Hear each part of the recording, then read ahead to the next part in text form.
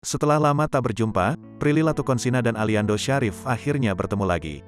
Keduanya kembali bertemu dalam suatu interview yang dilakukan Prilly dan Aliando dalam film terbarunya.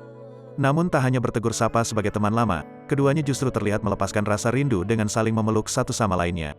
Dilansir dari akun Instagram @rumpi_gosip mengunggah momen pertemuan Prilly Latuconsina dan Aliando Syarif setelah lama tak berjumpa hingga keduanya saling berpelukan, Jumat, tanggal 15 April tahun 2022.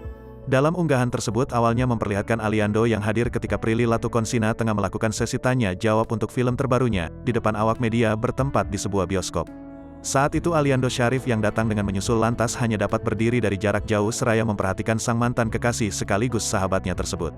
Namun dalam potret selanjutnya terlihat Prilly Latuconsina yang memeluk seseorang yang diduga adalah Aliando Syarif.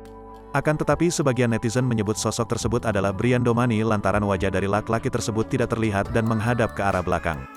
Oleh sebab itu, sejumlah netizen pun ikut memberikan komentar mengenai hal tersebut. Warganet pun dibuat baper.